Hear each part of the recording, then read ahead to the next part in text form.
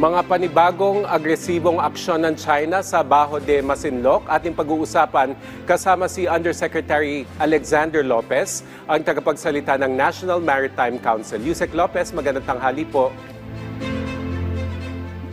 Magandang tanghali, Asik Joey at BIR Commissioner Jun Lumagi Jr.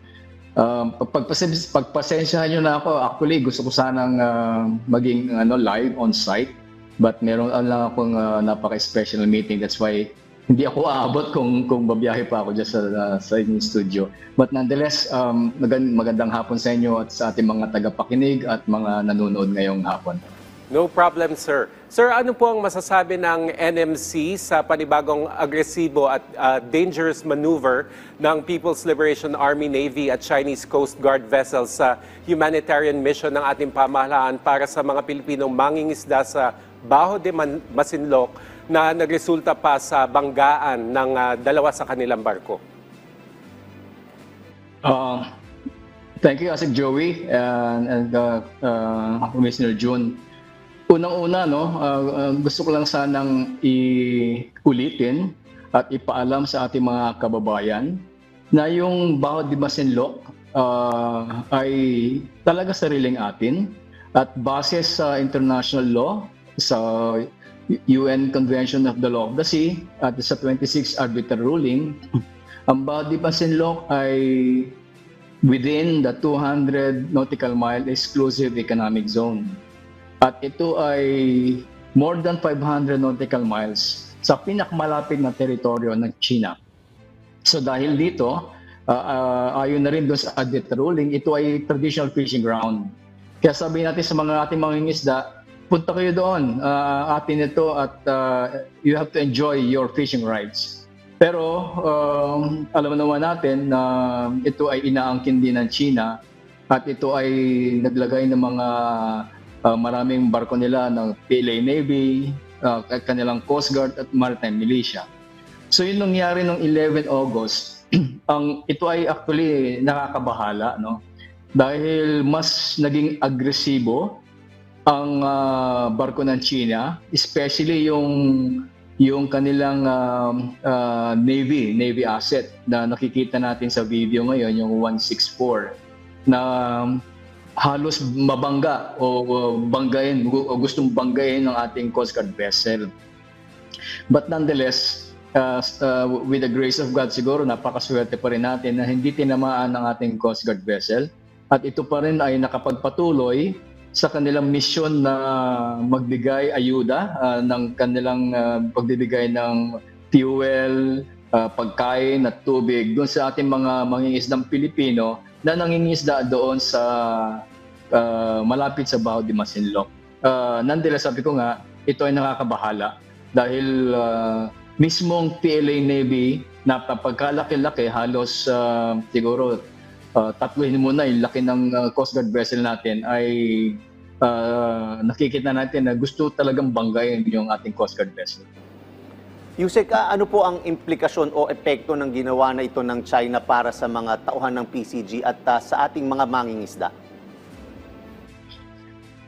Alam niyo, itong meeting ko namin ngayong umaga, actually, na-meet namin yung commanding officer ng Coast Guard vessel at ang kanilang mga tauhan.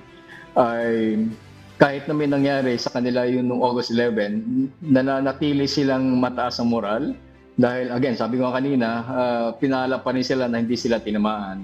At pagdating naman sa ating mangingisda, dahil hindi naman sila involved dito sa maneuvering ng masaya pa rin sila dahil naihatid ng gobyerno ang ating tulong sa kanila, natuloy yung misyon na pagbibigay ng pagkain, ng petrolyo at tubig doon sa mangingisda para humaba naman ang kanilang pangingisda doon sa katubigan ng Baho de Masinloc. Hindi pa rin sila natinag, no?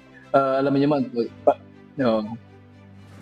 sa Coast Guard naman, even sa Navy, whatever yung risk, kasama dyan sa trabaho natin. So hindi sila napanghihinaya ng kanilang kalooban, but bagkus pa, actually, nagbibigay sa kanila ng tinding ng tinding tapang na, kaya namin yan, babalikan namin yan para for the service of the country and our Filipino people. Yusek, sabi ng Coast Guard, base daw dun sa galaw ng Chinese vessels, tila posibleng indikasyon nito ng systematic search method. So ano po kaya yung pakay ng mga Chinese vessel na ito?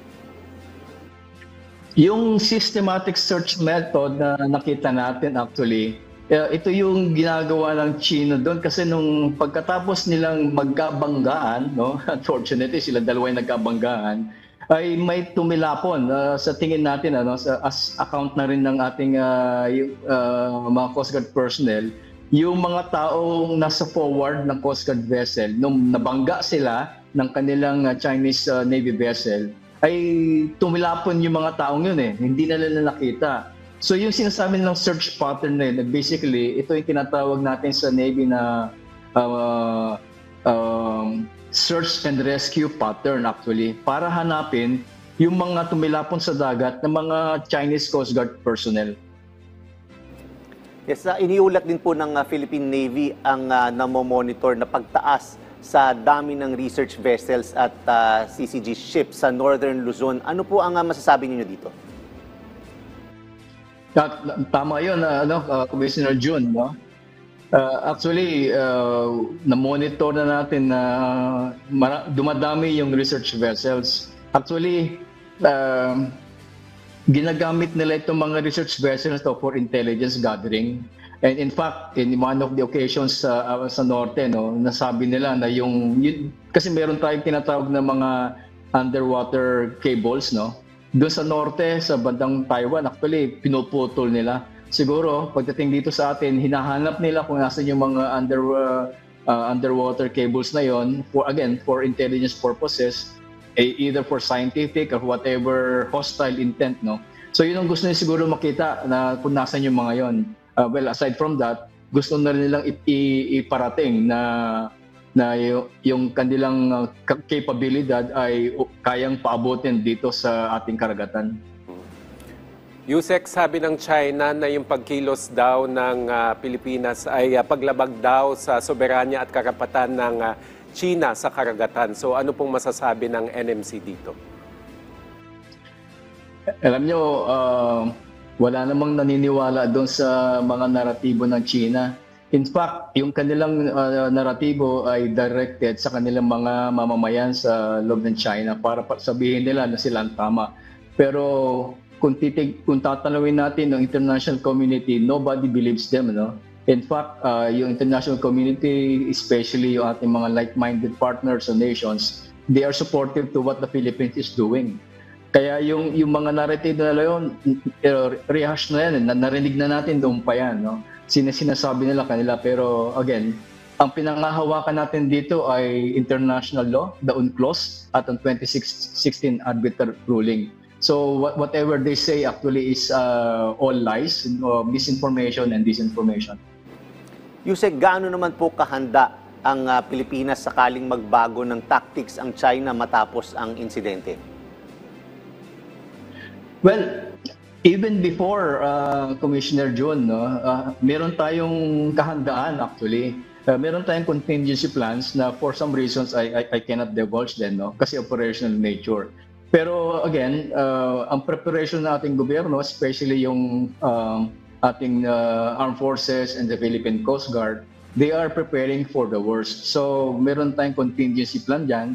And if ever magbago silang taktika, actually meron tayong tawag doon na napaplan out na natin yan, nape-predict na natin yan. So kung meron man mangyari doon, prepared tayo to address such things. Sabi nga kanina, hindi ko lang pwedeng masabi kung ano yon kasi for operational purposes.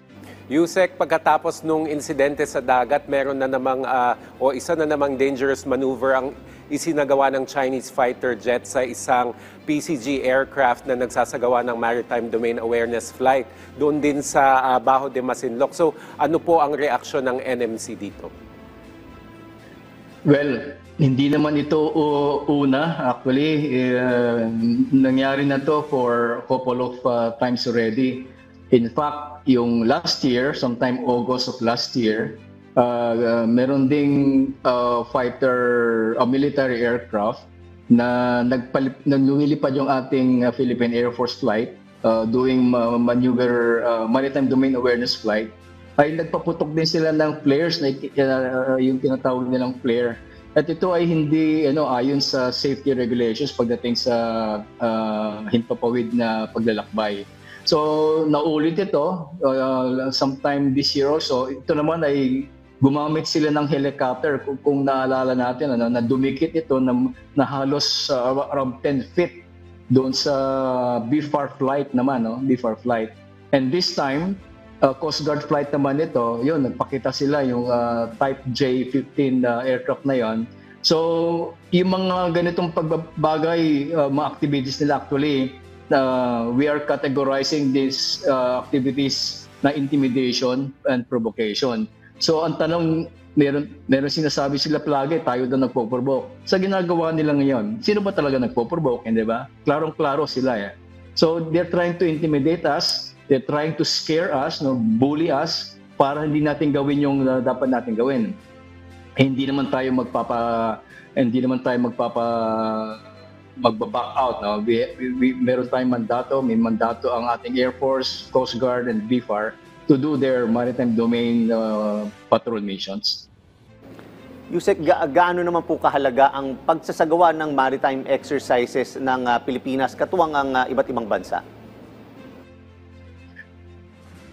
Magandang tanong yan kasi palagi sinasabi bakit daw tayo may mga exercises, no? Unang-una, ito ay nagpapahiwatig na yung ating tinatawag na multilateralism ay nagle-leverage tayo doon.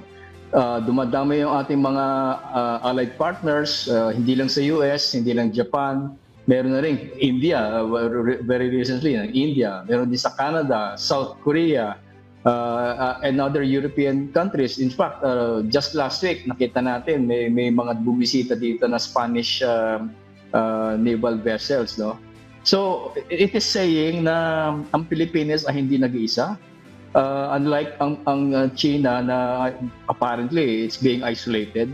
Kasi yung mga ganitong exercises ay nagpapatibay na ang Pilipinas ay hindi nag-iisa. So in terms of deterrence, ito na rin siguro ang mensahe na gusto ipahiwatig itong mga ganitong maritime cooperative activities among naval vessels. No? So it is short of saying that we are gaining, we are winning in terms of coming up with more